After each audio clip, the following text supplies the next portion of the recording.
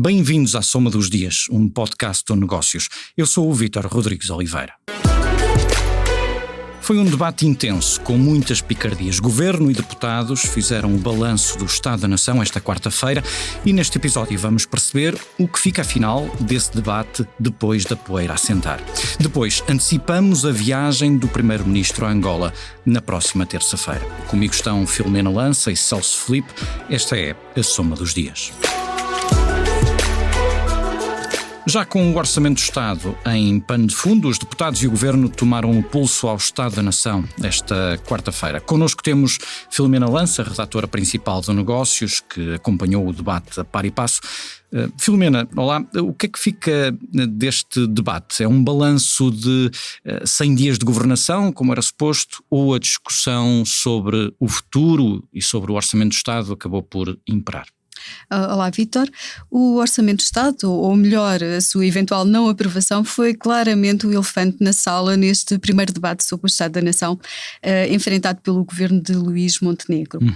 O Primeiro-Ministro quis fazer um balanço, passou em revista as muitas medidas que já foram anunciadas, vários pacotes, educação, saúde, imigração, digitalização, habitação, enfim, esforçou-se por mostrar trabalho, até perante as acusações da oposição de que tem havido demasiados PowerPoints e depois pouca coisa a chegar ao terreno. Mas este balanço veio também com críticas ao anterior governo e sobretudo com muitas acusações à oposição, nomeadamente ao PS e ao Chega, a quem Luís Montenegro voltou a acusar de conivência e de quererem governar o país a partir do Parlamento, enfim, uma referência a medidas como as alterações ao IRS ou o fim das portagens nas ex-SCUT. E o discurso foi muito no sentido de que, enfim, temos um governo eleito com um programa que o Parlamento não recusou e, portanto, deixem-nos governar. E aí já claramente a referir-se ao Orçamento do Estado. Sim, exato. Portanto, será necessariamente o grande desafio dos próximos tempos e houve algumas aberturas de parte a parte, mas sinais ainda relativamente tímidos. O Primeiro-Ministro passou um bocado ao lado do Chega, mas quando o líder do PS lhe disse então vamos negociar as mexidas no IRC, mostrou abertura e disponibilidade para isso. Mais tarde viria a fazer o mesmo em relação ao IRS jovem e aí na sequência creio que de uma questão colocada pela Iniciativa Liberal.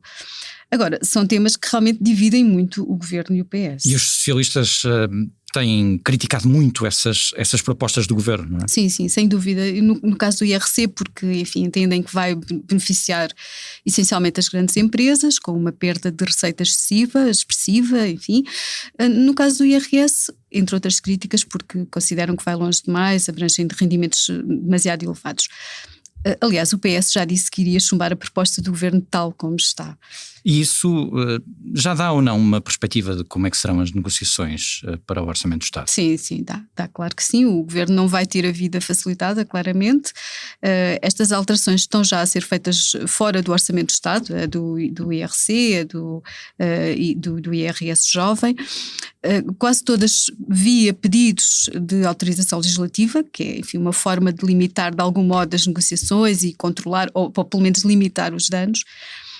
Com o orçamento fica tudo mais complicado, mas neste debate do Estado da Nação surgiu alguma abertura a negociações e esta sexta-feira o Primeiro-Ministro vai já começar a ouvir os partidos e as reivindicações e linhas vermelhas de cada um deles, com certeza. Sendo que mesmo estas medidas que estão a ser negociadas fora do orçamento terão depois, eventualmente, impacto orçamental em 2025, certo? Certo, sim. O IRS, o IRC, outras medidas aprovadas pela oposição, como a eliminação das portagens nas SCUT, que já referi há pouco, e que só entrarão em vigor em janeiro do próximo ano. Mas claro que tudo isto terá impacto orçamental, de uma forma ou de outra, e terá de estar refletido na proposta de orçamento que o Governo vai elaborar e enviar ao Parlamento no início de outubro. E no debate, por várias vezes, o Primeiro-Ministro insistiu com a necessidade de manter as contas públicas em ordem. E, portanto, tudo isso vai pesar muito nas negociações que vão estar no centro das atenções nos próximos tempos. O Primeiro-Ministro mostrou-se disponível para negociar, mas dentro dos limites do seu programa de governo.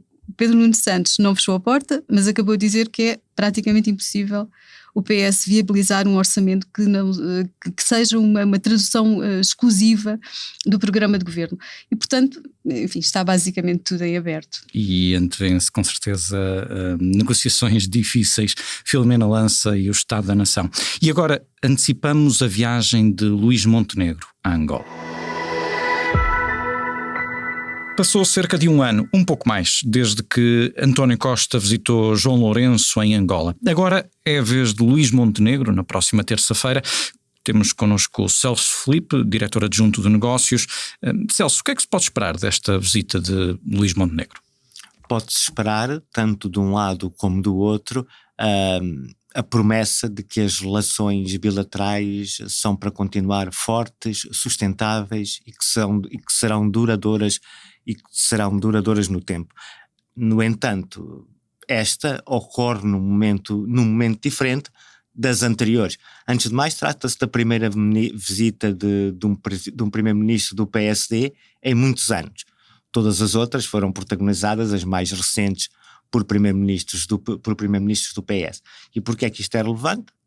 Em primeiro lugar, porque o PSD, historicamente, sempre manteve melhores relações com o MPLA, que é o partido desde sempre no poder em Angola, e daí que tenha sido, historicamente, mais fácil o relacionamento bilateral quando o PSD está no governo em Portugal.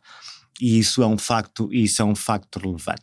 O outro é que esta visita acontece num momento em que as relações estão mais ou menos estagnadas do ponto de vista económico e existem, do ponto de vista político ou judicial, 2 ou 3 questões que precisam de ser resolvidas com alguma urgência.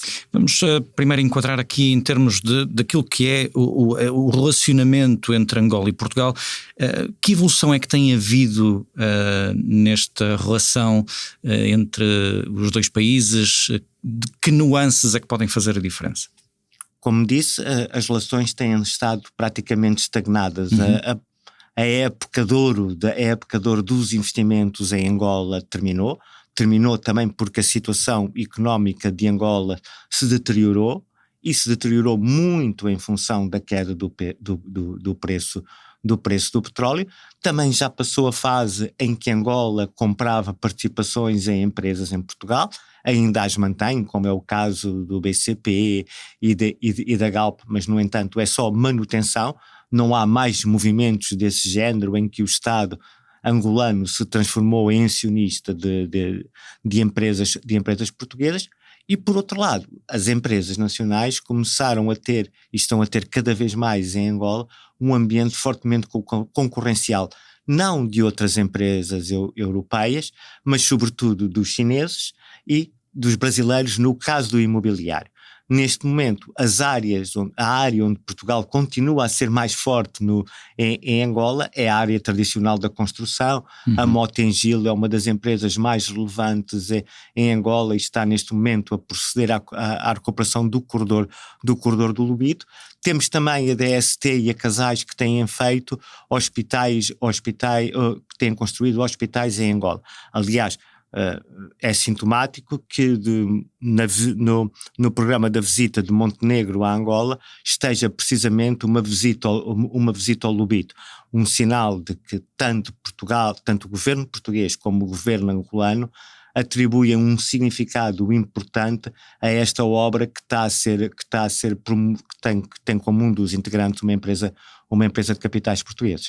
Quando o Luís Montenegro e João Lourenço estiverem sentados frente a frente, que problemas é que provavelmente estarão os dois a tentar resolver? Há um elefante na sala, e o elefante na sala chama-se Isabel dos Santos, e o repatriamento dos bens congelados em Portugal, nomeadamente as participações em empresas. A participação que Isabel dos Santos tem na nós está avaliada em qualquer coisa como 530 milhões de euros. O Abanca, onde a empresária também tinha uma participação, foi agora vendido por 300 milhões, a participação dela equivale a 127 milhões. Portanto, eu diria que se cumprir a carta rogatória do governo de Angola, que pede que se entregue os bens, que se congele e se entregue e que se devolva a Angola os bens até agora pertencentes a Isabel dos Santos, mais os dividendos da nós, eu diria que Angola poderá ter a receber qualquer coisa com 1.000 milhões de euros. Isto contas rudes. Mas de qualquer forma, até porque o caso Isabel dos Santos continua a ser para o governo de Angola um caso emblemático. É uma bandeira do combate à corrupção protagonizado por João Lourenço, do combate também ao antigo regime protagonizado pelo pai de Isabel dos Santos, José Eduardo dos Santos, e portanto, não mais ou tanto quanto a devolução do dinheiro, importa a João Lourenço e a este governo do MPLA dar um sinal de que Isabel dos Santos conseguiu ser apanhada, esta apanhada entre aspas, ou seja, que os bens que ela alegadamente subtraiu dos cofres de Estado voltam ao país. Mas é algo que Luís Montenegro possa realmente resolver? Não, é algo uma questão judicial. É uma questão judicial.